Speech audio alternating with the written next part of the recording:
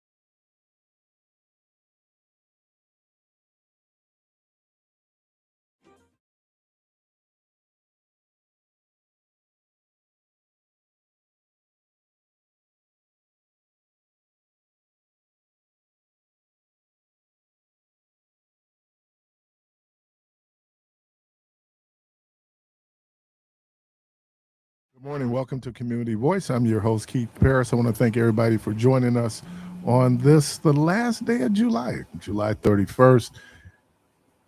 What up, DJ? Good morning. What's happening? Clark Kent, what's up? Who you with? Hey, man. Apostle. Bishop, chairman Apostle. of the board, Apostle. superintendent. Apostle.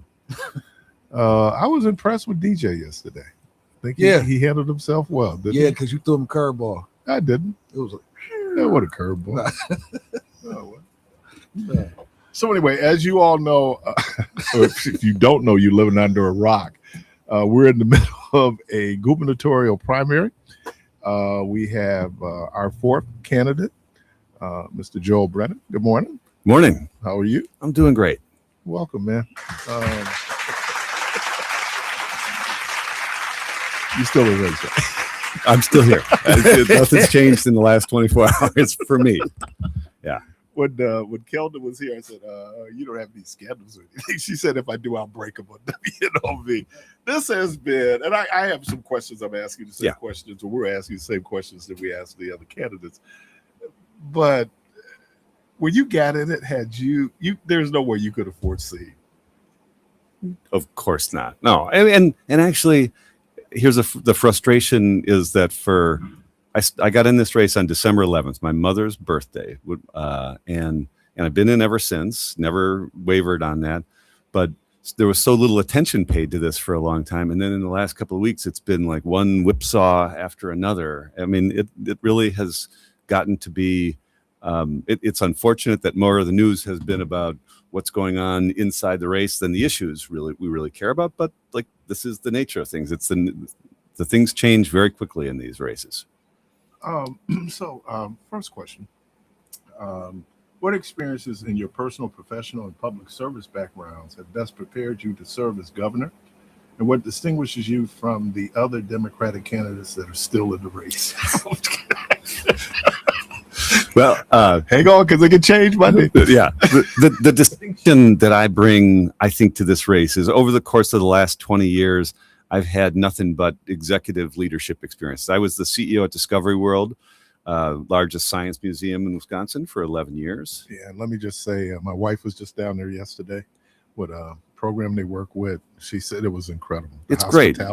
and they are doing better than they were when I was there. And we navigated our way through lots of challenges. You know this. We're here at 20th and Capitol. There are kids in this neighborhood who never get to see the lake, and so being able to be part of having thousands of kids get engaged in STEM education and what we do for summer camps, working with the Boys and Girls Clubs and other partners, like that was one of the great things in my career. But I left that and went to work for Governor Evers as the Secretary of Administration. So I did that for 3 years and did that. The Secretary of Administration in Wisconsin is really the top appointee in the cabinet. And the job is to run the executive branch. And so, I was able to do that after 8 years of Scott Walker and a right-wing legislature and kind of rebuilding Wisconsin that we had to do. And then COVID hit and government had to work in ways that it hadn't for 100 years. So making sure we got money out to renters and homeowners and small businesses and trying to do things that had some longer term benefit to communities because of all that had happened during COVID. And if government doesn't solve everything, but if government didn't work during that time, people were going to suffer and some people were going to die. And that, to me, being able to navigate during that time of crisis, that is a distinction between me and other candidates, all of whom are my friends and all of whom, if I don't win this, I expect to support whoever will be the nominee. I don't expect to, I will. And we've got to get to a place where we can beat Tom Tiffany and beat back Donald Trump this fall, but like those are things I think that are different. I have been about solving problems and getting things done more than I've ever been about getting even. Like that's been who I've been throughout my career. Just to follow up with that, you've been with the current administration, with the Brennan potential administration. I like the sound of that. Yeah, would there be any overlap with the Evers administration and Brennan, or could you expound on some differences that you Sure. Yeah, and I would tell you what I think is the great gift that Tony Evers is leaving to Wisconsin is a legislature that looks much more like Wisconsin than the one that he inherited. For many years, and this is when I was in the early years when I worked in his administration, there was almost a super majority in the legislature, in the state Senate, and the state assembly. And so Governor Evers' role really was to play defense and to stop some of the bad things that were happening. And then we had the opportunity during COVID to be able to spend resources exclusively because all those resources went to the executive branch. But here's how it'll be dramatically different is that we have the ability to go on the offensive rather than, defending things around the cuts that were happening in state government, the lack of investment in public education, the investment that stopped in technical ed and higher ed. Like those are the areas where we can make very big differences now because we can start to invest. There's an issue that people in Milwaukee know vividly is around childcare. It is one of the biggest K-12 education and workforce issues in the state. There's $1 billion every year that sits on the sidelines in productivity, mainly from women, because they can't find affordable, accessible, or quality childcare. And that system's been broken. We've been propping it up with federal money, and what little state money we put into it went away on June 30th. And so you've got a quarter of daycares around the state that are in danger of closing. Everyone that's operating is their waiting lists are going up, costs are going up. Like my wife and I have 2 kids. We started those kids at Neighborhood House on the near west side Mhm. 20 years ago, and I've been involved with Neighborhood House ever since. You start as a parent, you get on the board, and all of a sudden you're chair of the board. Like, I've been doing this stuff for a long time, and I have seen just how we have, one, the impact you have when you've got really good, high quality early childhood education. 95% of brain development happens in 0 to 3. Like, all the issues we deal with in K-12 education, everything else we do, it starts by the fact that we treat that as an afterthought so often. And so we should be investing in that. But you had a situation where Robin Voss, the leader of the legislature, like, he said, well, when families have kids, mom should be staying home with it. Like, that's not the world we live in anymore. This isn't, June Cleaver is not coming out from the kitchen to do this. And we've got to be in a position where we can meet people where they are. And so, like, those are the types of things we can be on the offensive on that we haven't had the chance to be for a generation. Let me, this political labeling is what we do, right? And if your opponent can paint you a certain way or use terms that are, for some people, pejorative or negative, it impacts the campaign. Sure. So how would you describe yourself in terms of your place in the Democratic Party? Would you characterize yourself as a progressive, a liberal, moderate, Democratic socialist? How would you label yourself?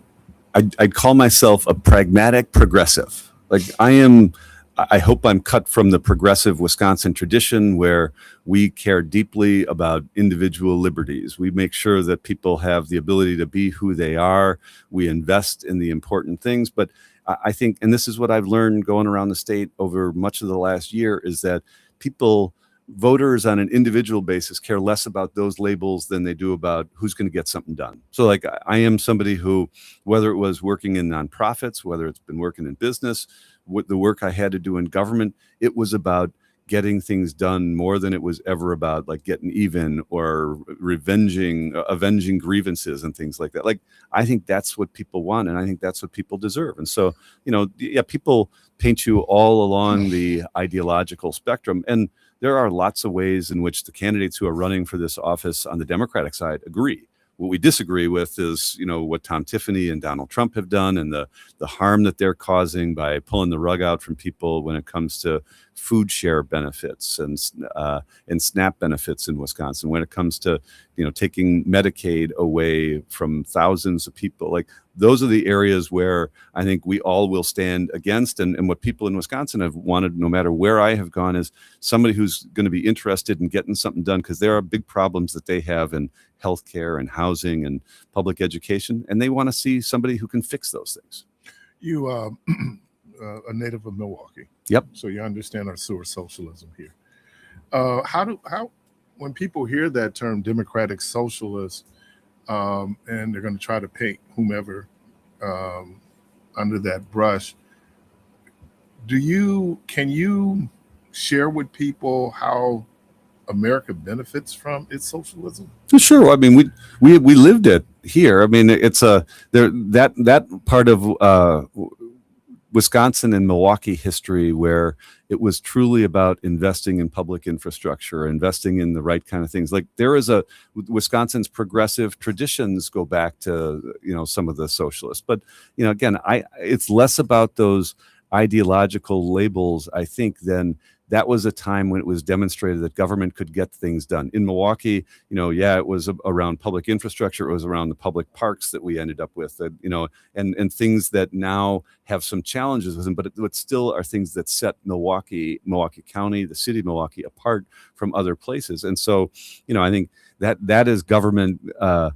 Some of those things are the vestiges of government serving its residents well. And I think that's what we always want of government. How do you operate efficiently? How do you operate effectively? How do you actually solve problems for people? And I think that's at its core, that's what I've been, every time, whether in a career that's taken me inside government and the nonprofit world, working with businesses, all in different areas. When I've checked back into government and when I've worked in government, it has always been about how do you get things done. During COVID, it was how do you deal with all the huge problems that people are facing, the fact that the harm from COVID wasn't being distributed equally. There were people who were still doing real well, people who were real challenged. How do you get those resources to the people who were getting hurt? But that's been what government has been for me, and what I think it is, no matter where you are.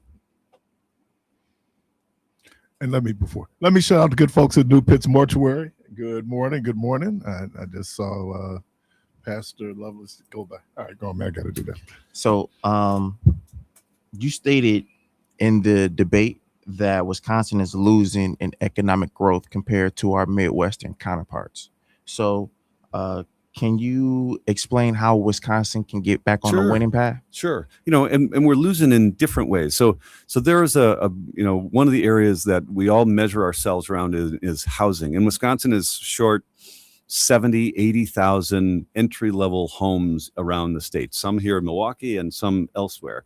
And other states have that same challenge. We've all been challenged that way in the Midwest, but like states like Ohio and Michigan, they've been narrowing that gap in the last few years, where Wisconsin's continued to build. Like we are not meeting the needs for young families here, giving people an opportunity. The average age for a first-time home buyer in Wisconsin now is 40 years old. We're telling young families that there is no pathway. Here in Milwaukee, you've got Wall Street firms that own and have bought up multifamily housing. And so, your rents are jacked up and you're not finding ways for people to even, think that they could ever get to that. So one of the things that I have laid out is, like in Michigan, the governor put down a stake and said, I think she said 75,000. They were going to build 75,000 new entry-level homes, and they did that, and then they kept kind of building on that. We need to do that in Wisconsin. What I would say is, I've said we'll do 100,000 homes in my first 4 years, meaning that would be about double what we have done.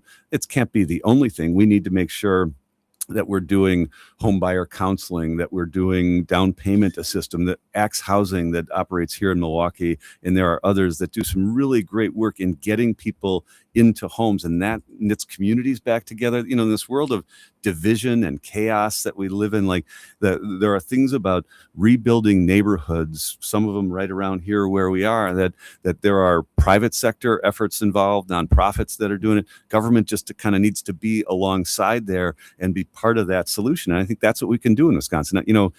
I spent the first year of my time in the Evers administration working on the Foxconn deal. If people remember that, Mm-hmm. It was supposed to be, Wisconsin had $3 billion potentially of exposure in that. And it was supposed to magically land in Racine County and 20 million square feet and 13,000 jobs were going to be created. And we found out pretty quickly that Foxconn was better at putting out press releases than they were ever going to be at putting out plasma flat screens.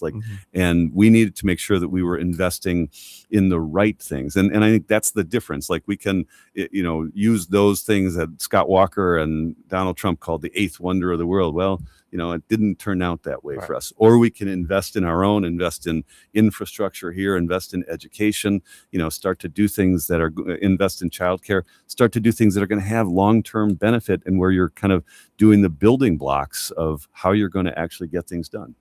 And just kind of in vein of this idea of what you're going to do fiscally, question right now is public education.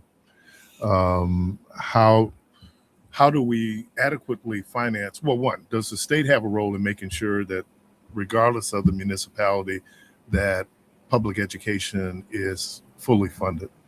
And then two, what are some of the things, we talked about the 400-year tax.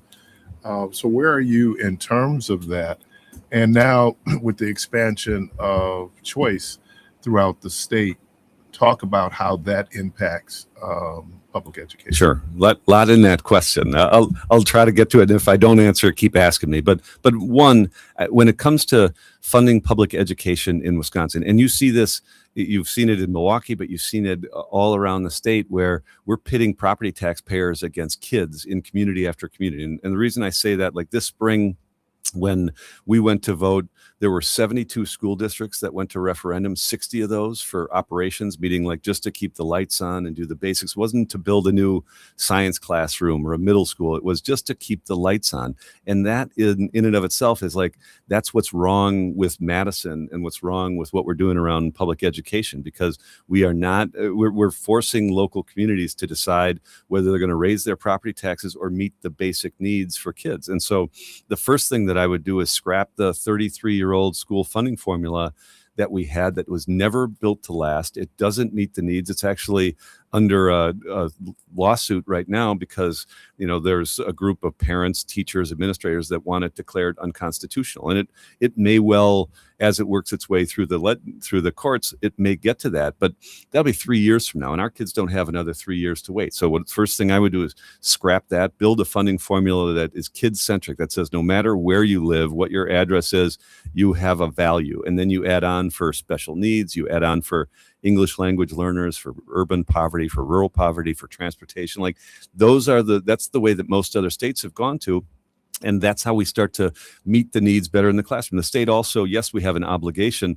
We are only meeting about half. We're paying for about half of the cost of education in Wisconsin. If we went up to the 2/3, if the state picked up that 2/3, immediately you're going to bring down property taxes for places around the state and stop this pitting of kids and property taxpayers against each other. So like those are the types of things, but ultimately it's also got to be around outcomes.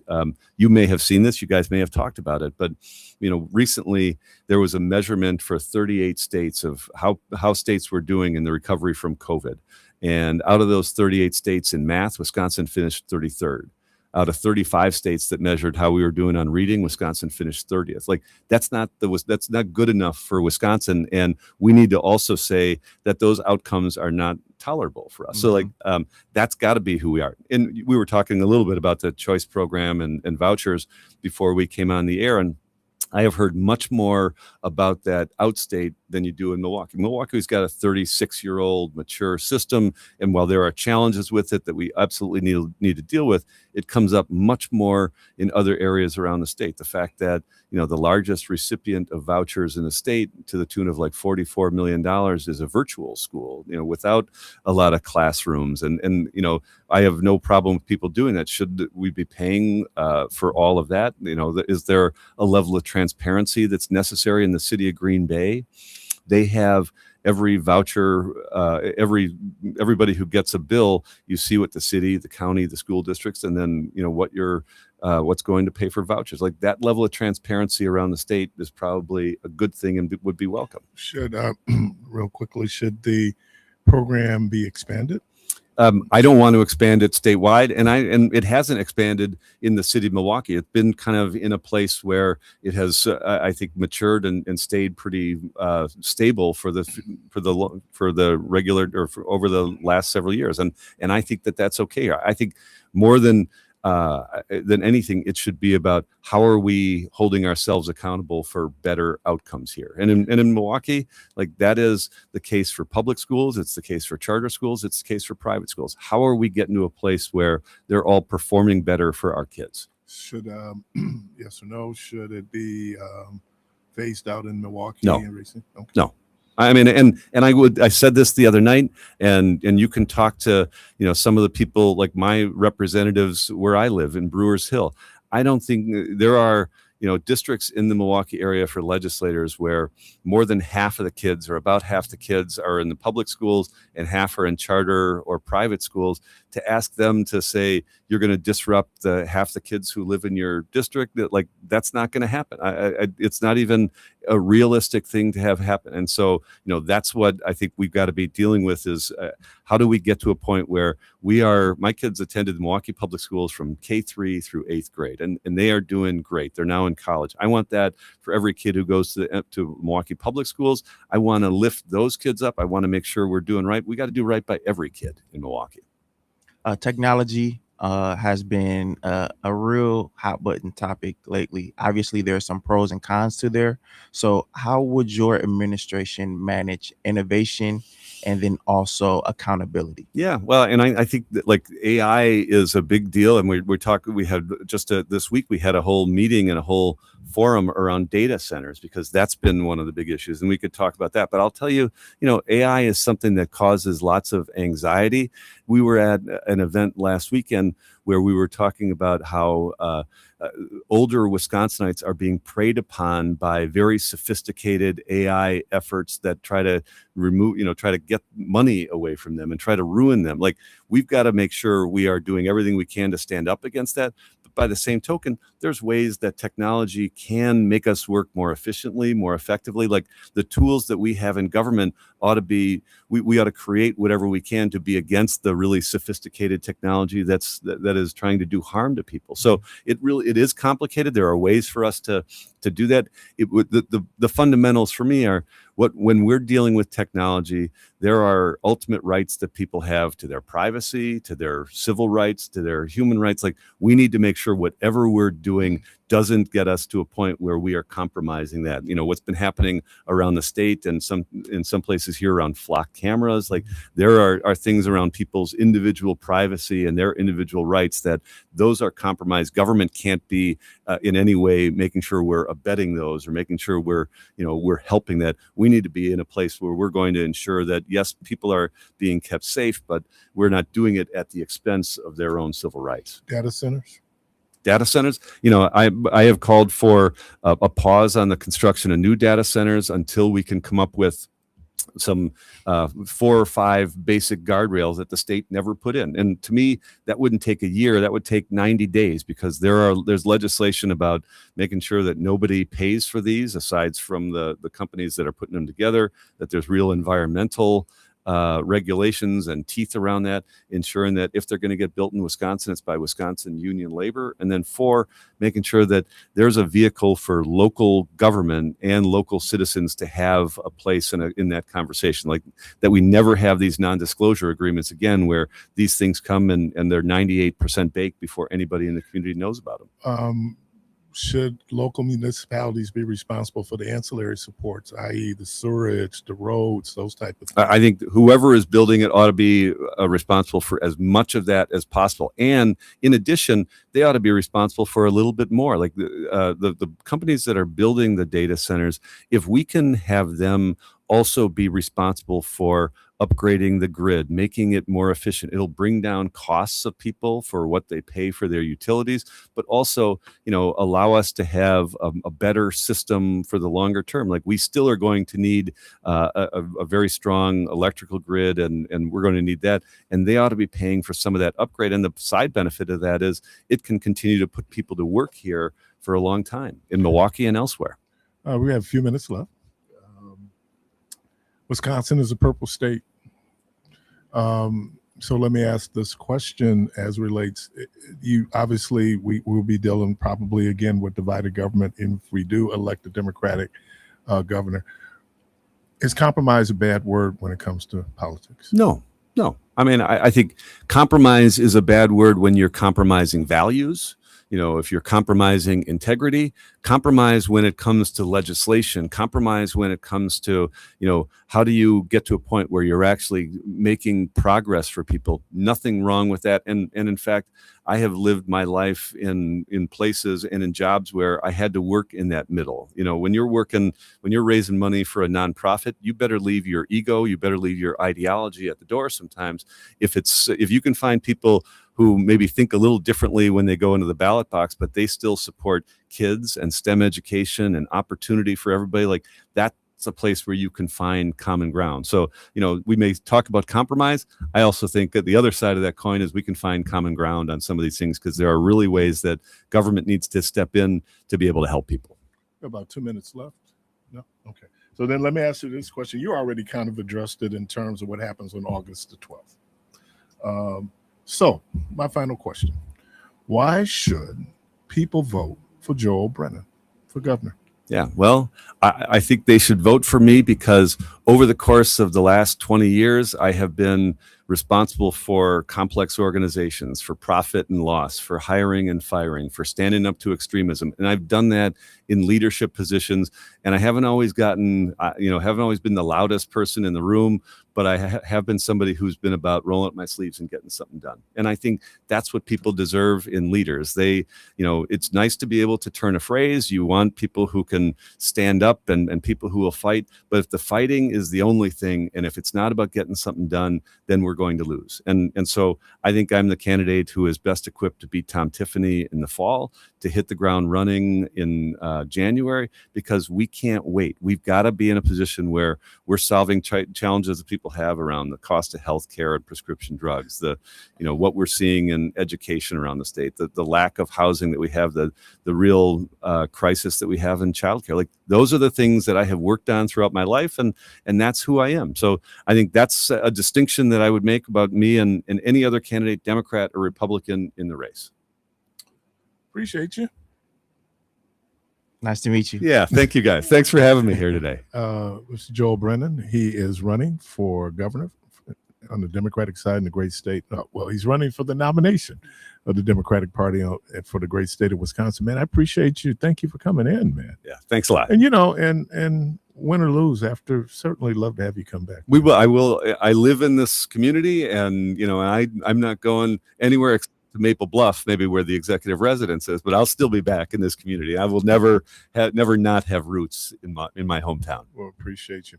You're listening to Community Voice. We're going to take a quick break, and we'll be right back.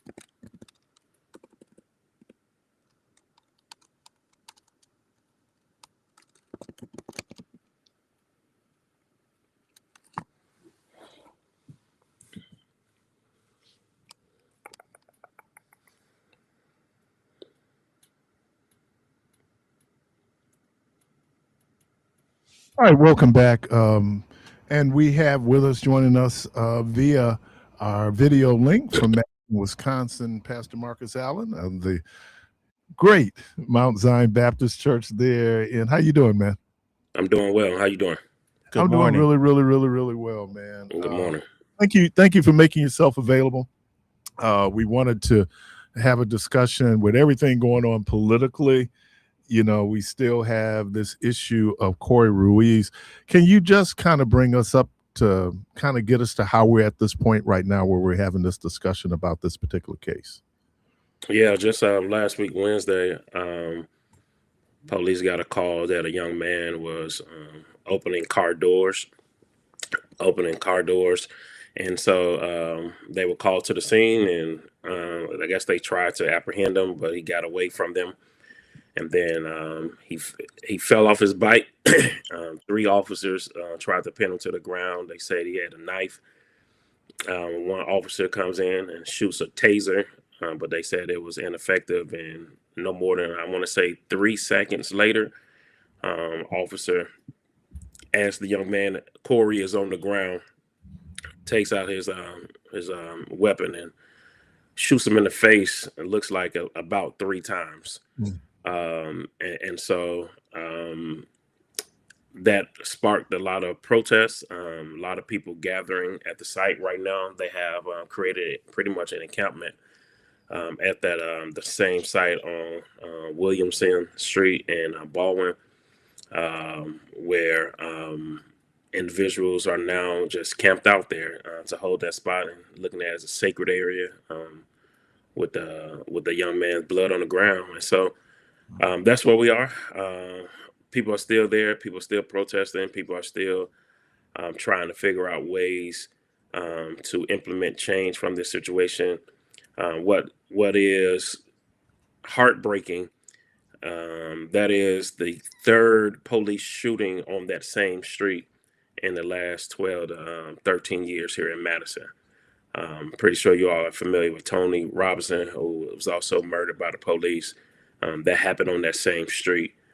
So now it looks at something that is systemic, that has happening 3 different times in the same location. And so that's what we're challenged by that.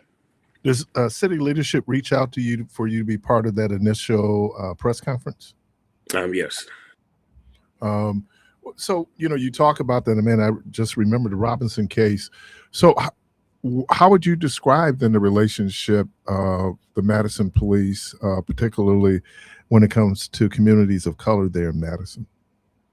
Yeah, you know, Madison is different, way different from Milwaukee, and we only an hour and a half from. So I grew up in Milwaukee, went to school at Milwaukee Tech, graduated, went to the Army. So when I came back to pastor in Madison, I thought it was similar to Milwaukee, but it's a different place. There's only 6% of African Americans in the city of Madison. However, we make up 40% of the prison population.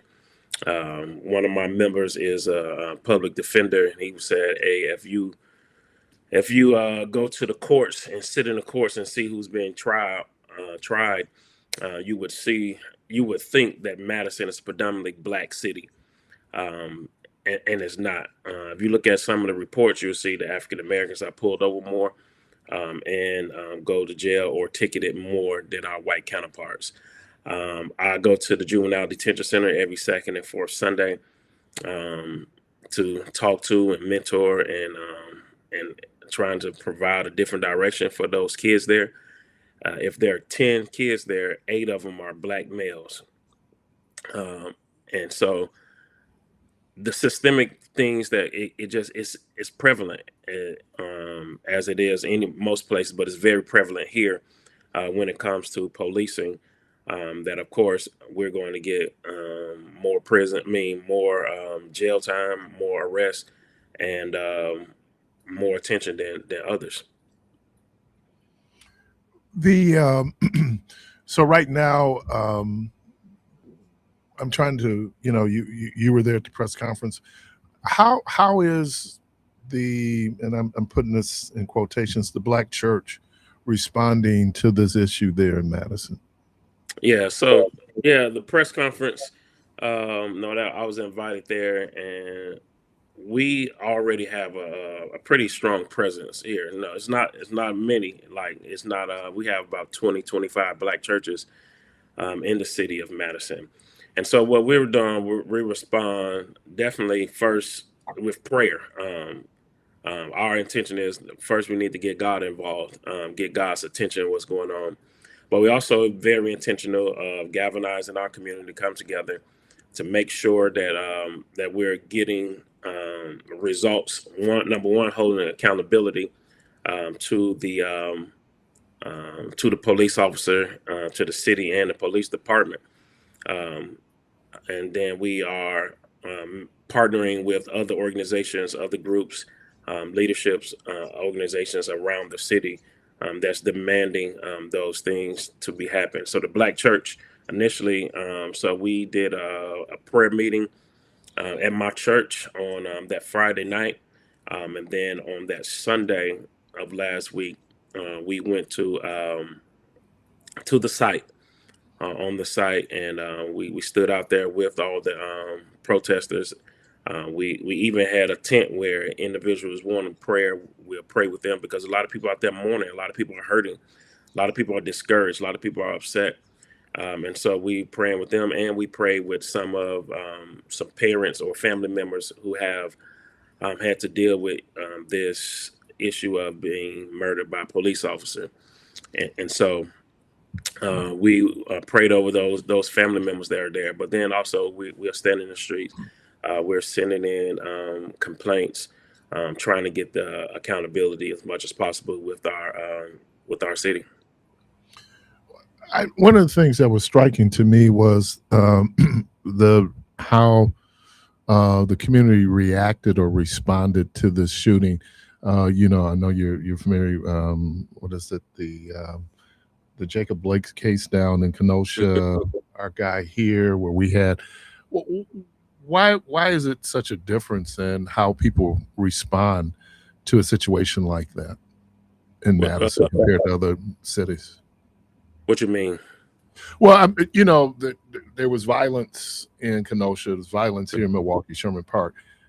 I'm not aware that there was violence there in Madison. Why was Madison so different than these other situations? Well, it shouldn't be violence. I'm not one for violence, and I'm glad that it's not.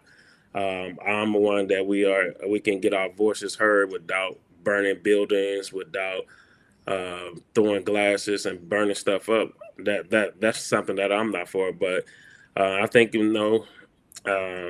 Madison is a different city. It's a different city than Milwaukee. It's different than Kenosha.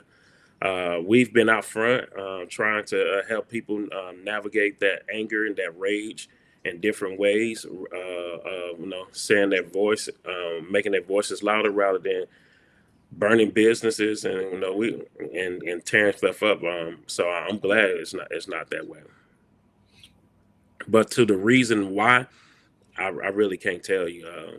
Just different people in different cities. The in terms of, do you think body cams would have made a difference in this situation? No, I don't think so. We're pushing for training. We're pushing for police oversight committee, community oversight committee. We push for independent monitoring for our police department. I think it all comes down to the character of that individual. No matter what, they can have all the right training, they can have all the cameras around, but if that character of that individual is not one to attempt to bring justice, even in hostile conditions, and intentionally trying to de-escalate and not escalate the situation, it all boils down to the character of that individual who is having that interaction with someone. So do I think body cameras should be necessary? I really do think they're necessary. Do I think they change the outcome? No, I don't. So you talked about that. So you think it's an issue of training? Is it also still an institutional attitude that police might have in terms of how they police certain communities? That's how I feel.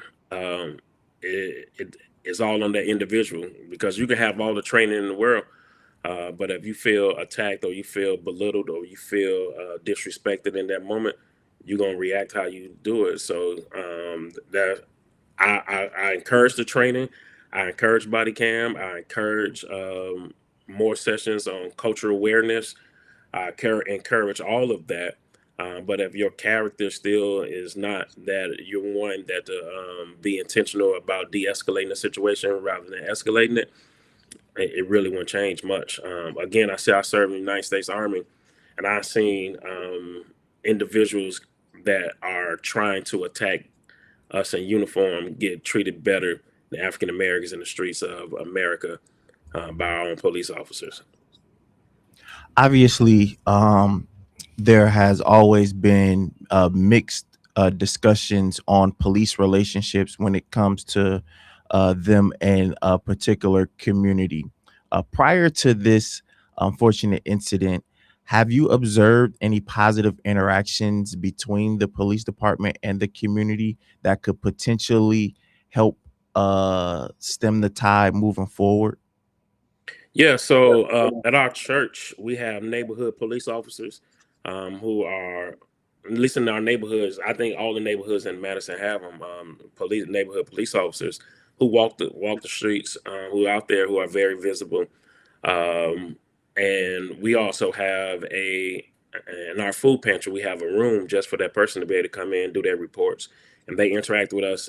It's, like I said, it all boils down to that individual. We've had positive interaction with police until this point. From me being here, I've been in Madison 9 years now. Right before Tony Robinson, at least right after Tony Robinson had got murdered, but I haven't seen anything far as our police department since then. And so, yes, that's positive interactions where we see, I see police officers on the basketball court playing basketball with the kids, being out there, and I think they've tried to do a good job of that. But again, it boils down to one individual. So going forward, first of all, do you have confidence in the investigation?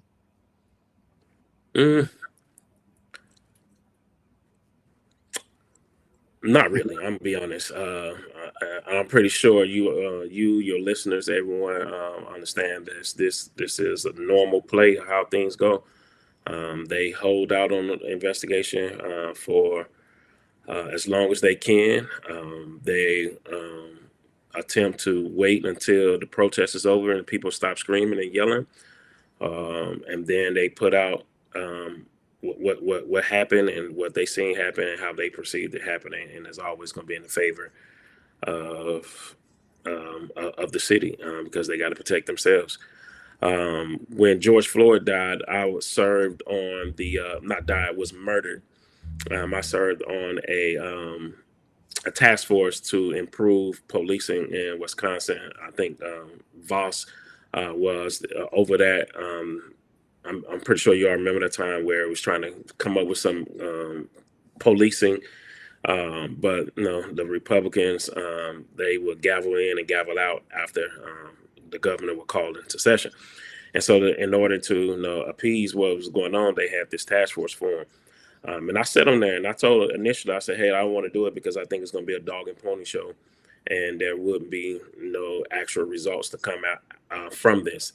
And so we served for weeks and months, bringing in individuals who had interactions with police and was unfavorable for those persons, even those who were struggling from mental health issues. And from that, nothing. And nothing came because, it's the system and you got to protect the system. And so confidence level is not that high.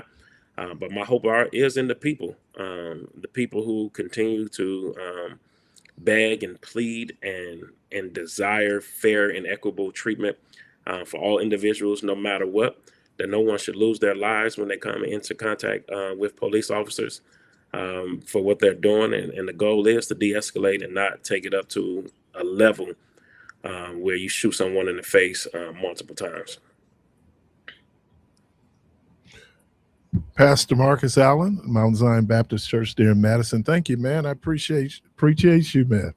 All right. Thank you all for trying to get us involved and seeing what's going on. Like you said, we're a different city.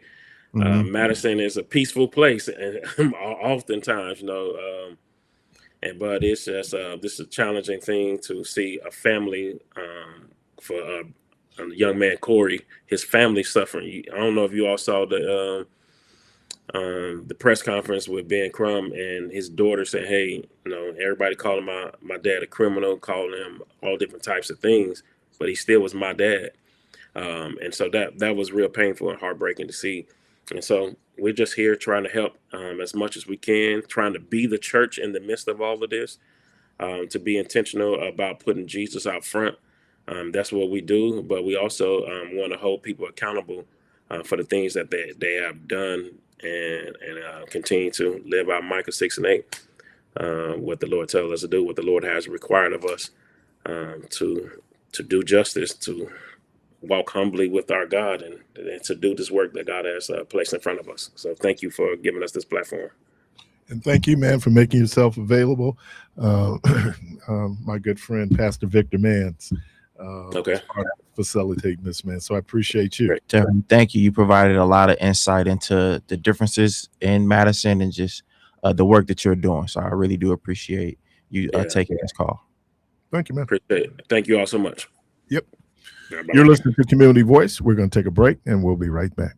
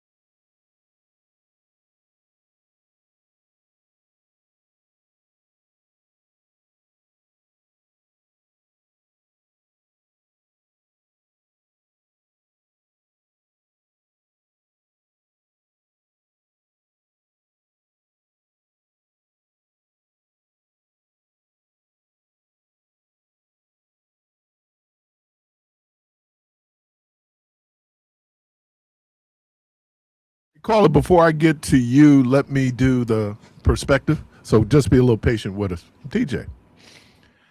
The Democratic primary for the state of Wisconsin has garnered national attention. The start of this process was very chaotic. And as we wind down to determine a Democratic nominee, the feeling of a chaotic race still remains. Just in the past few weeks, we've had multiple alleged scandals, multiple candidates drop out of the race, one candidate drop back in the race, and an endorsement by the current governor, not to mention, he said that he wouldn't endorse anyone during a primary. And his endorsement is for an individual who is not a former lieutenant governor nor a member of his very own cabinet. In addition to everything mentioned, the state just observed the candidates debate each other in the beginning of this very week. With every bit of seriousness, this definitely reminds me of March Madness, only in July. Politics, just like sports and religion, invokes much emotion. With only one full week left until Election Day, I'm sure the ending of this primary showdown will keep us all at the edges of our seats. Although a particular candidate has led in almost every poll, including the two most recent ones, the undecided voters still lead the pack by a significant margin. I, too, am a part of that group who are undecided. If I had to take a guess, my decision won't be made until Election Day. In this time, I will be reviewing policy stances, reviewing the most recent debate, and engage in productive conversations about each candidate that is remaining with those who I'm close with. Political maturity has taught me that there is no perfect candidate. No one will align 100% with my views and opinions. Understanding that is political maturity as it relates to me personally. Many have sparked discussions about the establishment's ability to manipulate the race, while others are intrigued of another candidate who has received pushback from both sides of this very race. Surely, this Democratic primary has been a roller coaster, but brace yourself because the ride is not over yet. Appreciate you. And the key word there is Democrat, democracy, and democracy can be messy. Mm-hmm. And we know that. one little cleanup. Actually, undecided is number 2. It's number 2 now. Francesca is number 1, and undecided is, and I'm talking like still like 35% of the people. Okay. Obviously, there are a lot of people out there. I have not returned my ballot yet, so I want to make sure whoever I vote for is still running. Caller, welcome to the program. Good morning. You're on there. Good morning. Good morning, and thank you for taking my call. Wow, that was excellent as usual. Thank you. That perspective, and it makes you kind of slow down and think about things, about what's going on. And I was quick to say who I definitely was going to be voting for, and I based it on who's really ready and know what it feels like to have a huge budget, responsible for a community, a county, people reporting to them. I think Brennan is the only other person that on a smaller scale has had that experience. And this front runner, I have a lot of questions about what has she been involved in? Who has she helped? What has been her interest in helping other people? And moving on from that, and now I just want to go on to what's happening in Madison. But when I called the other day and talked about David Crowley, I did not know that Mandela was on Keith's show saying that Crowley was in the race to to disturb it.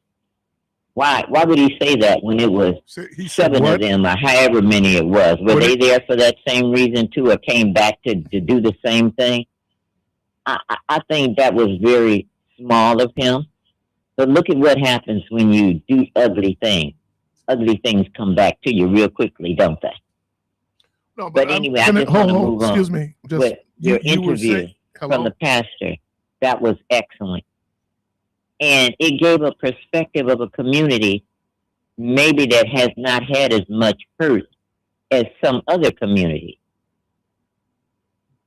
But at the same token, what we observed was disturbing. And I don't care how long they take, when you sit back and you look at what happened, even though you don't have an insight of what they're saying and where did that knife come from, and no one has ever said yet this day, did that officer go to the hospital to get stitches? We don't know anything about that. And when they showed the knife, it looked like a brand new knife. No blood on it. Nothing. At what point, with 3 officers all over you, did you have an opportunity to reach in your pocket or somewhere to pull out a knife? Yeah. So we have to use our intelligence. But another thing that's happened up there in Madison, those businesses have been helping the protesters out. Have you noticed that? Yeah. I think, that's the question I asked. I think the reaction. Helping them with flyers and posters. That is unusual. Well, he said that Madison is different. It's a capital city. It's a university town. It is probably the most liberal city in the state. And like I said, the response has been very different than even what it was in Minneapolis, what it was in Atlanta. I mean, we think about all these places where people have the response was very different. So right. I agree with that in terms of what people are doing. But there's more than a lot of questions. Mm-hmm. And that's why I asked Pastor Allen, did he have confidence in the investigation? Because I think the person who is the monitor is a Black woman from Baltimore who monitors the police department there. So appreciate you. Caller, welcome to the program. Good morning. You're on air. Good morning. Good morning. I wanted to make a couple points. One was the DJ whose presentation preceded all the calls was a masterpiece. Thank you. I want to give Reverend Dr. Parris. I think the DJ had mentorship from P.T. Parris, or did he? Did you? Say that again. Did the DJ get any mentorship from you? I ain't seen this dude until he walked in here today. I don't have no clue to who he even is. No, I've known DJ before he was DJ. Without you, that's still a masterpiece. That's even more credit. And another observation I wanted to make was a certain person whose name I will not give, but who recently dropped out.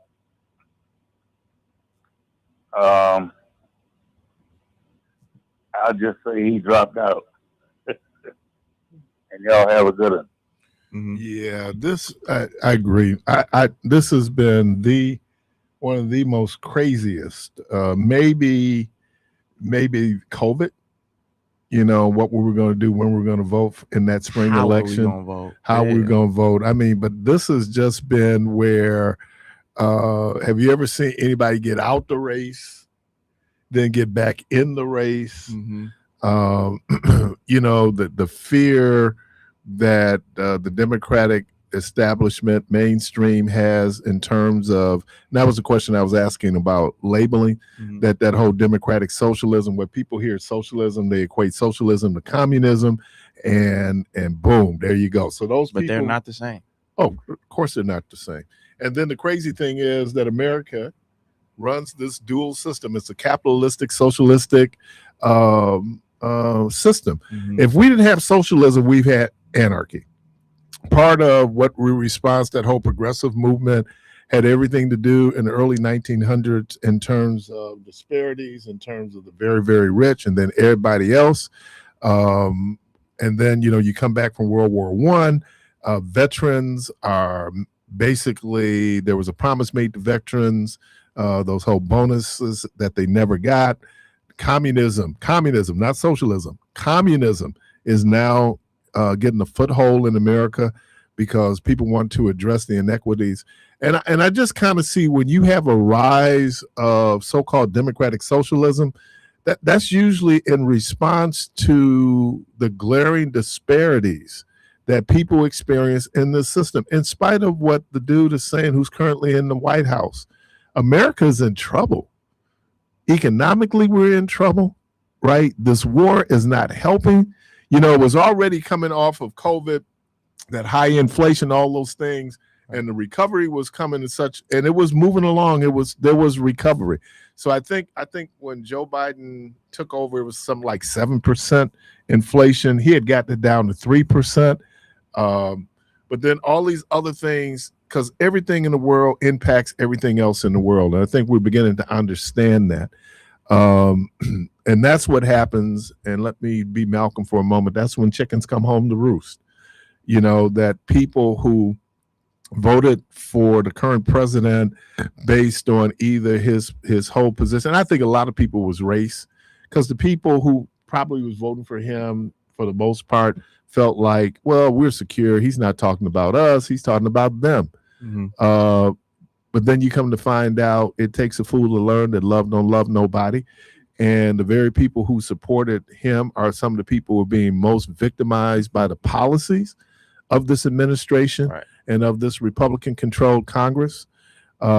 So I say it all the time. People cut off their nose to spite their face. Yeah, I mean, people pimp your feelings, man. And so if you're a racist, and somehow you want to feel like the reason why you're not getting ahead is because of some brown immigrant, that resonates with you. And then the reality hits. How many people who supported this president were beneficiaries of the expansion of those what were they called, the subsidies, right, for healthcare? I mean, we get to even with the costs or the deductions and the changes that it will be coming up with Social Security and things, dude is taking away at your very income, right, for a lot of the baby boomers, right? But they still support them. We want to be spoon-fed information, and what you're spoon-fed is what you just take for truth. But that's not the case. You have to do your own research, and the fact that a lot of people don't do their own research is the reason why a lot of people cut off their nose to spite their face. Even when we talked about this primary, where it was some people going like, well, why do you have two black people? They taken, well, when you look at the percentage, and again, on the Democratic side, black people are more apt to vote in that primary. But there was a lot of it was our perception of that person, things that may or may not have to do with how that person would govern. So, and I understand that's part of the equation that goes into politics. But in some ways I'm smiling because I think I like to see democracy. This is democracy in action. Yeah. And democracy, like I said, is not always pretty. I spoke about political maturity, and I've had to grow in my political knowledge and not be so emotional on some points. Politics is still emotional, and I will continue to be emotional when it comes to politics. But to understand that the primary is just the primary, and you alluded to that as well as Dr. Myers alluded to that, where this is the time to figure out what everybody's got going on. This is the time to, if you really support an individual and they may not be as high in the polls, to continue to support that individual, because it's just the primary. When we move forward into the August 12th. general August election, 12th. the stakes are even higher. Right. And one of my biggest pet peeves is that every election cycle, we always say that the stakes are The most higher. existential election ever. Right. That's one of my biggest pet peeves. But in the general election, that is definitely the case, because we are a purple state, because we are changing new leadership, and that could have various consequences depending on your background. And the cool thing is, for me anyway, because they're competing for my vote too, and to be able to have that one-on-one or two-on-one, when you have that conversation, it gives people, because when you're doing a debate, you only get X amount of time. Right. I think that I've been impressed with the four that I've had the opportunity. I've been impressed with all of them. They're enormously talented people. And so to be able to get, and I wanted people to be able to hear that outside of all that background noise. You can make up your mind, because look, if you already set who your candidate is, that's good. There's nothing wrong with that, right? But people get a chance to hear other folks. But even then, you look at this roller coaster. If candidates flip flop, that causes the voters to flip flop, because if I think that Keith is dropped out of the race, now I'm like, oh man, I gotta spoil my ballot. And then all of a sudden he comes back into the race. Now it's like, oh, I'm good. I've never seen that before. And I've been on this planet for a minute. I've never, then you knew something was up where the second person or the first person, they have to drop out because finances, you can't write this. Right. But then I'm just speaking to the point of, what if I voted early and now my candidate has dropped out of the race? We all want our votes to be counted. Now it leaves you in a bit of a conundrum as far as, what's next. And the other thing is, people are paying more attention, right? Because of all the national attention. Yeah. Caller, welcome to the program. Good morning. You're on air. Hey, guys. Hang on, let me check your speaker. DJ. Yes, sir. It's okay to be emotional. This elections, you're supposed to be emotional. And what bothers me sometimes these days when I call, because I get emotional, I think it upsets people. But if we don't take this stuff up, anything that we should be taking serious is our elections and our vote. So if you just are melancholy about that and, oh, well, that's what bothers me. And so I think that you should get emotional when it comes to voting. Something that really bothered me last week, and I've been trying to get in all week to say this, and all the candidates that Keith has come on the show, he's absolutely correct. I like them all. I think all of their answers were good from the little time that they had. I think Keith was a good interviewer when he interviewed them. But what I loved about it? At the end of the day, when Keith asked a question, he said, not the one before, he said, why should we vote for you? The other one, what's going to happen on August 12th. On August 12th. And each of them gave the same answer. We're going to stand and support each other because we cannot get Tom Tillis in there. And that made me feel so good, because what bothered me last week, and this sounded like an older guy, that he said that if Mandela Barnes is the one that comes out, he's staying at home.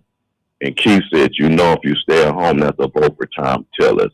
And he said, Tiffany, I'm sorry, guys. Thank you, Keith. He said he's staying at home.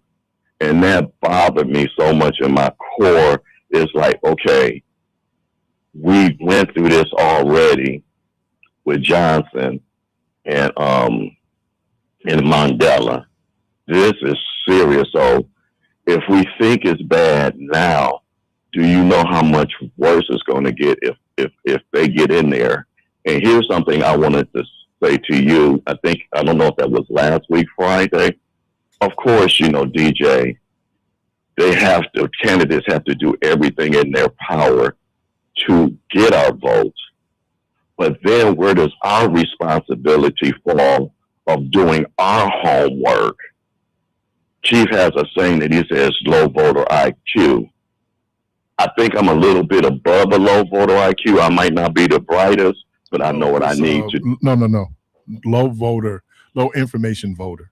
Oh, I'm sorry. Low information. Thank you, Chief, for correcting me. Low information voter. So where is our responsibility of doing what we need to do? Oh, Hillary didn't come here, so I'm not voting for her. How crazy is that when you know the stakes and the outcome of what's going to happen? We have to take our voting more seriously, do our homework, what we need to do. This is not the time, if our candidate does not get through, to stay at home. And Keith and Michelle always say something, and then I'm surprised. They be like, be careful what we say over the airways, right, about our people, right? But then on the other radio station, I get a chance that we putting all this stuff out about the Democrats and about Mandela Barnes and how negative that might affect each other. Now, the Republicans this term they might be saying some negative things about one another because they know that Donald Trump is, oops, I'm sorry, can I get a pass? Yeah. No, Okay, because thank you. we're up on a break. That's the first pass I ever gave, y'all. Man, Thank you, DJ. I don't know. Well, I don't know DJ, if he you should did- get you a did it pass last week because I yourself, worked though. so hard not dropping this dude's name talking about him. But DJ did it last Friday. DJ ain't true to the game, man. He ain't true. Well, we all mess up every now and then, but I do get your Now point. we all mess up. We all fail sometimes. Because DJ did it last week, and he didn't even realize he had said it. That's true. And so we all fail sometimes. We get caught up. But I guess the bottom line is guys, and if you're listening, we cannot afford to stay home. So I hope the guy that said that and other voters, we can't afford to stay home, guys. So if you haven't done your early voting or your mail-in ballots, and I stopped going to the polls on Tuesday because you never know what might happen that day. You could get sick or anything. And so I decided I'm going to start doing it when I get the opportunity, because sometimes we say, well, I'm going to get up and go do it on Tuesday, and then something happens, and now you didn't get a chance to vote. I mean, if you want to be old school, that's cool, but get out there and vote, guys. And God bless y'all all, and y'all have a good weekend. You too. I appreciate you. You're listening to Community Voice. Phone lines open 414-444-5250, 414-444-5250. Going to take a quick break, and we'll be right back.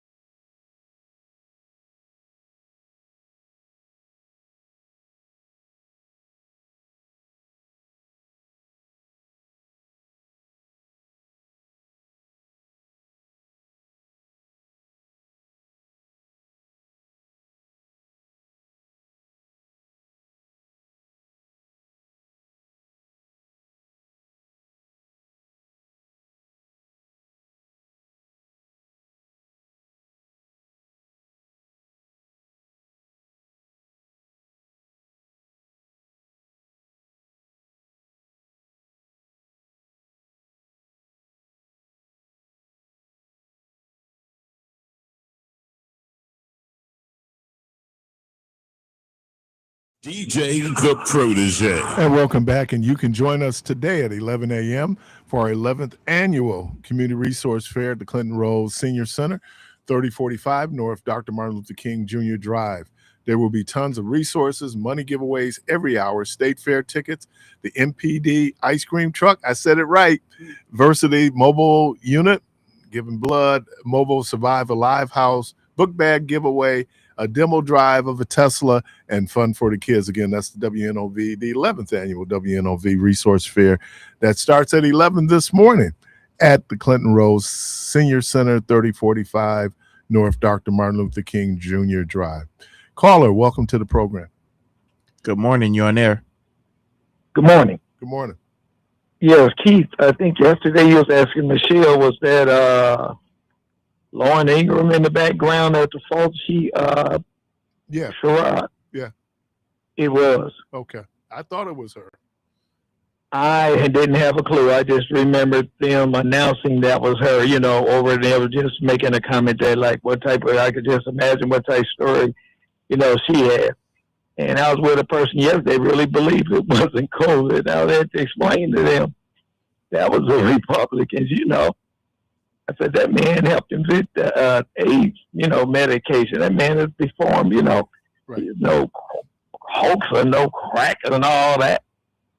Thank God he They was want to there. make it out of. Thank God he was there, because I could only imagine had dude had his personal pick in there, all the science, and that was the whole piece around that.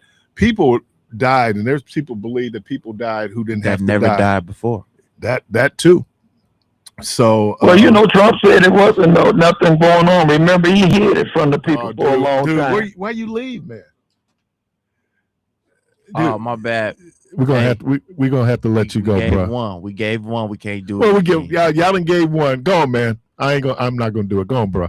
What did I do? Break some rule or something? You said a name.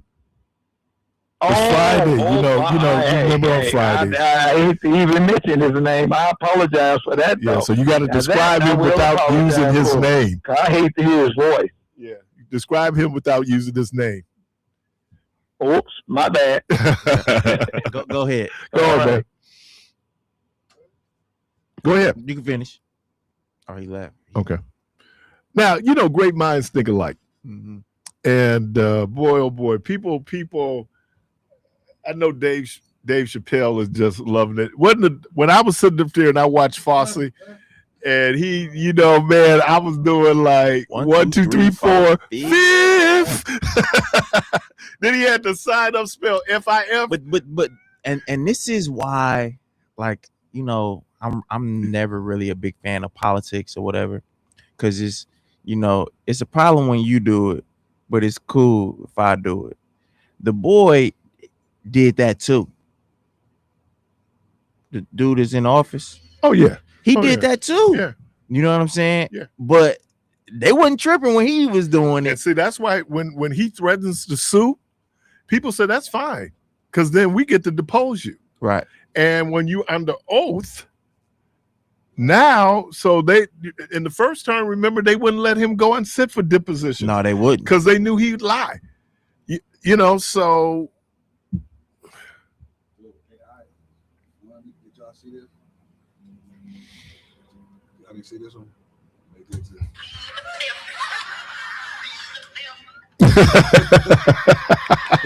Yeah, AI crazy. He really doing that. God, I was crying. Man, that's all I kept thinking, like Dave Chappelle.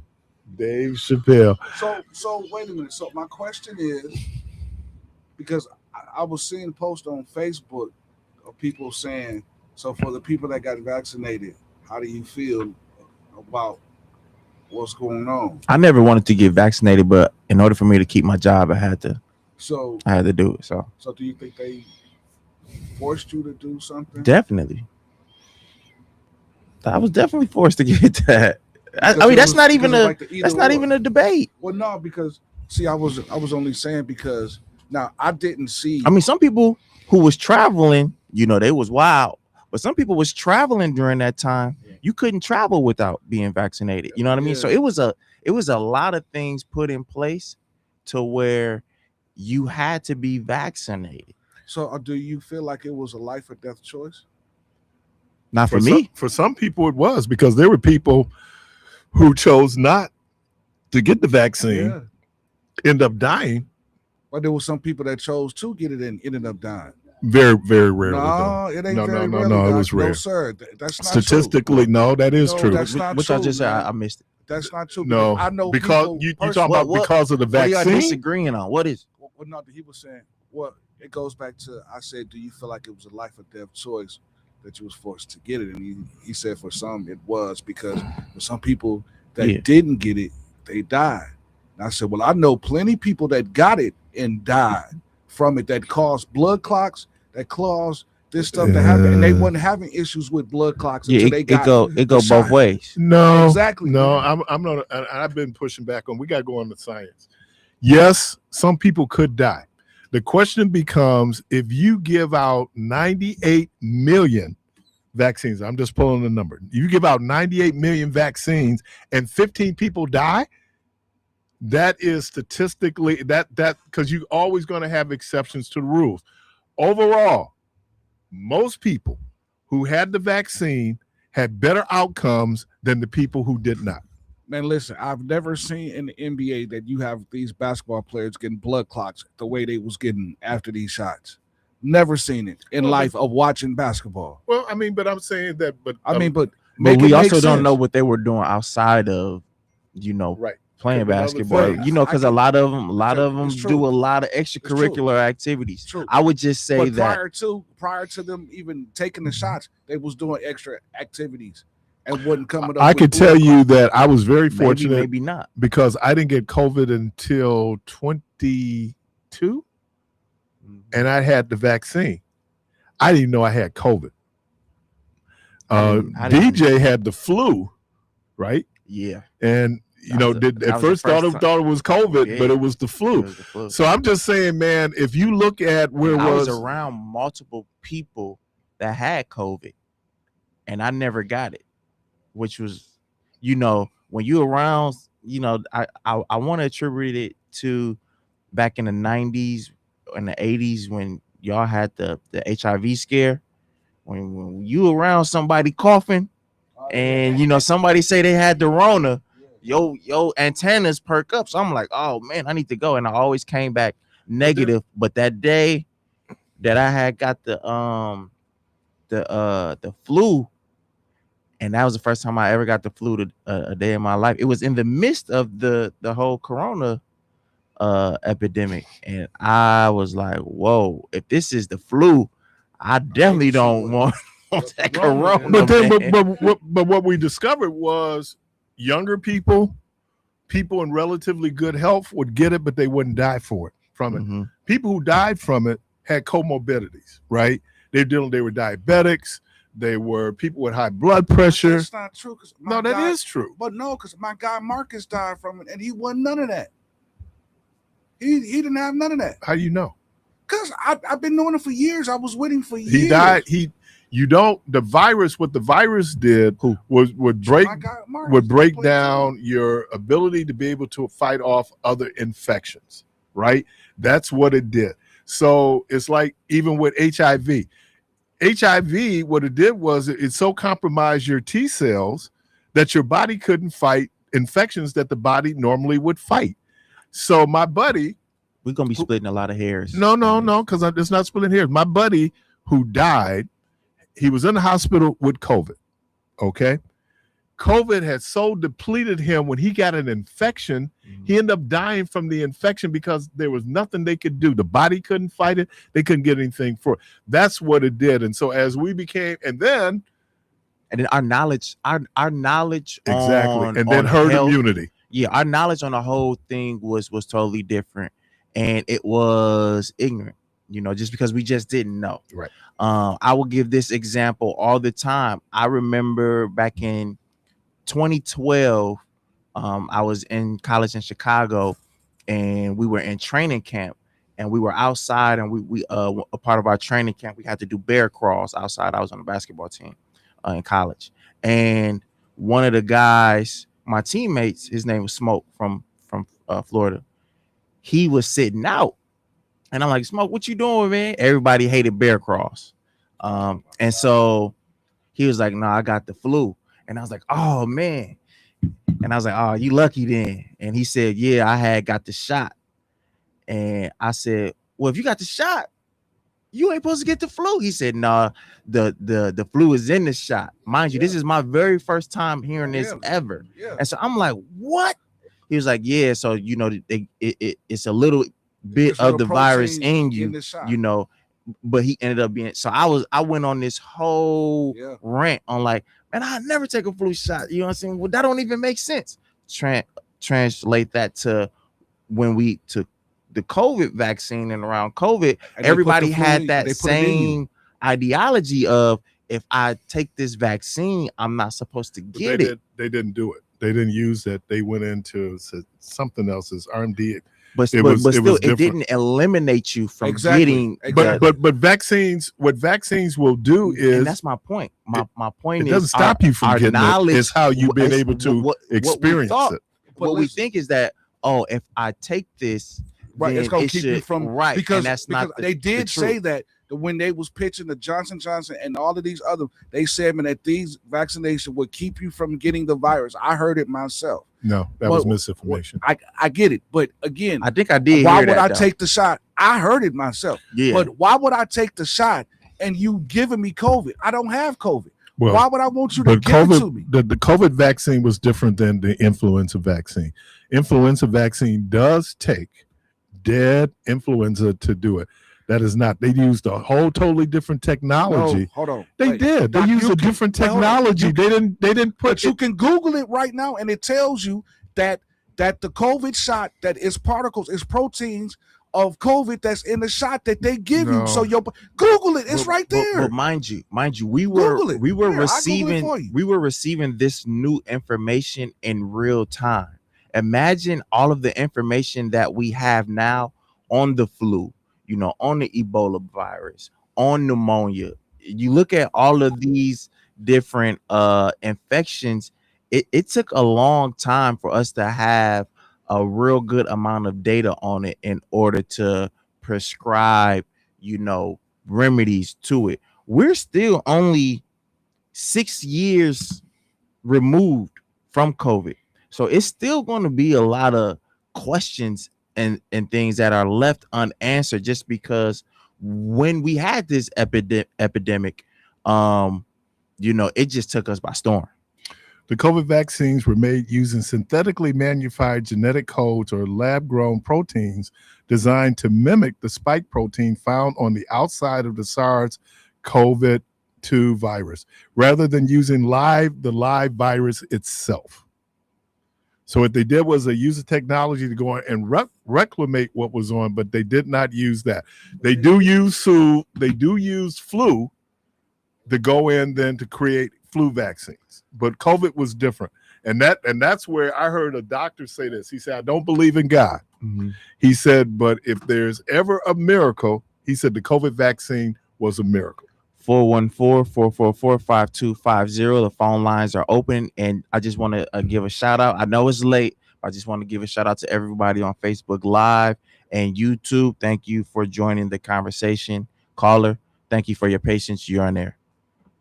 Hey, good morning to you. You know, first of all, we got to realize something. If you look at the you gotta speak up, Meech. I can barely hear you. Or you got us on speaker. Is that better right there? Oh man, that's perfect. Okay, listen. The deal is this right here, man. Okay, when you look at this COVID-19, when you look at COVID, period, there's 4 different types of COVID. So I mean, and then it gets to the COVID-19. So when you go there, you probably be diagnosed with a COVID, but it's not necessarily the 19 virus. And when you look in the city of Milwaukee, let's look at how many people actually died. If you go to the Milwaukee County deal. I had the coroner come on my show at that time, and a lot of that stuff was fluff. Listen, only 1,600 people, and that's too many, but they died from COVID complication.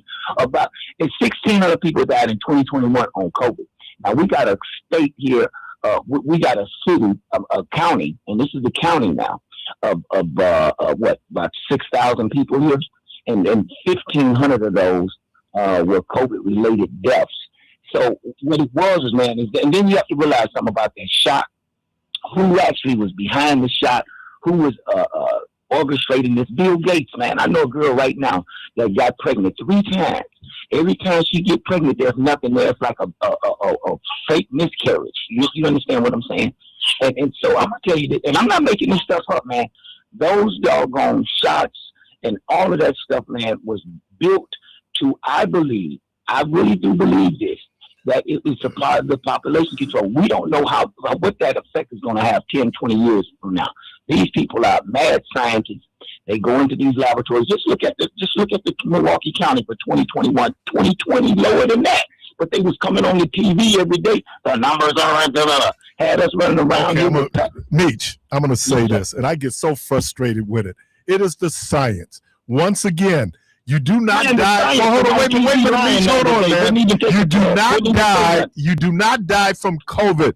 You die because COVID gets in. It's a virus, and your body cannot fight other infections. Why is it related and direct? Why do they have related and direct? Because people who got COVID ended up dying. COVID related. It's COVID related because it's some other comorbidity, high blood pressure. The first 4 people I knew that died all had diabetes, and they had bad diabetes. How old were they, brother? Somewhere in their 50s, somewhere in their 60s. I don't know nobody in their 50s died from it right there. I'm telling you, man. That's already in the game. Listen, my friend was up here. Right. I'm telling you, dude, that the science around it, that's the important discussion. And what up there, the science took the fifth, brother. Science took the fifth. Because they was trying to set up. Because they was trying to set them up. They was trying to set them up. And the diary said that, hey, yeah, he called in and he made him shut it down, and he feels good about it. Hey, man, the man, hey, look, if we ever get his diary might be printed for the public. This guy, your science has messed up the whole economy, and they need to take him to the world's court. Him and Bill Gates and all the rest of them. Do you think, in retrospect, people will look at it, for example, there were churches who pushed back on the shutdown. Yet in the black community, I'm not even going to talk about in the white community, in the black community, preachers, bishops, Church of God in Christ in Michigan lost, was it four bishops? There was Albany, Georgia. Brother, can I say what I'm saying is that society has a responsibility. Let me tell you about my friend, man. No. Society has a responsibility to say, because if people want to go on their emotions and their feelings, and you're dismissing science, people die. Okay, what do you think about pneumonia? What do you think about the deaths of pneumonia every year? Okay, what's your point? More people die of that right there since we have long buried COVID. Look at the statistics on pneumonia. We are not 30,000 people die every year from flu. People still don't go get flu shots. That's right. So why was the big shutdown? The big shutdown. Let me explain where the big shutdown came from. I did training through FEMA. They talked about pandemic. You ain't Dr. Fauci. Dr. Fauci called. Damn, dude, I'm trying to tell you. You just asked a question. Let me, because I think I can answer this. Please do it the right way, then. Okay, no, you can't tell me the right way. Bring him down, man. Hey, that was funny. All right. You got to answer the question the right way. Emergency management all throughout the world said if you ever have a pandemic, you want to stop the spread until you figure out where the spread or how it is spread. We thought it was spread on tabletops. We didn't realize it was aerosol. So when people were saying take masks on, it was all these things. This is happening in real time. But in the playbook, because the question they asked us, they said, if you have to shut down your operations, how will people still get their benefits? That was our tabletop planning. That was in 2008, because people were worried about this big pandemic with the bird flu. The bird flu never materialized to a pandemic, but COVID did, because that strain of COVID we had never encountered before. So you shut it down, because we realized that when people were in group settings, people were getting sick. Now, as you go into epidemiologists and others go in and say, okay, then we come in with, this is how we stop the spread. So it's all those things, but in real time. They shut down the whole world. It wasn't just America, the whole world shut down. In China, Literally, if you came out your house, you could be shot. That's just how stringent they were in their shutdown. As DJ said, as the science became more available, people had a better understanding. Then we figured out, okay, here's some of the things we did. Every now and then you walk into spaces and you can still see where we had to space ourselves. So come on, man. And I understand the impact it had, but here's the other piece of it. Let's talk about socialism for a moment. So what did the government do? First of all, the government sent out $1,400 checks. The government then said if you had an organization, you could go in and get a low interest loan that you really don't have to pay back in order to make sure that people would not lose income because they could not work. That was socialism. And I don't know any corporation that didn't take advantage of PPP. All of them did. I appreciate it. All of them did. Churches did. That's socialism. I didn't get a PPP loan, but you know that. You got the STEMI. Yeah, the STEMI. I appreciated that. Okay. Now, if you owe child support, you ain't get your check. Your STEMI. They were the only group. The only group that didn't get their STEMI was the people that owed child support. Pull out gang. So the people that own child support, if they don't, they didn't. What about COVID for them? They didn't go through COVID. Yeah. But there was a piece of legislation. Yeah, but you still got to live. Yeah, there was a piece of legislation that happened where now they still got the other two STEMIs. They still got the other two STEMIs. Okay, well, I don't know about all that, bro. All right. Sorry about that, man. What's going on, Meech? Okay, listen. He used my old trick. I used to do that all the time. Pot him down right now. Yeah, man. It's the power of the button. Anyway, man, listen. Science took the Fifth Amendment 111 times, and you still run 1, 2, 3, 4, 5. Because it was a setup, Meech.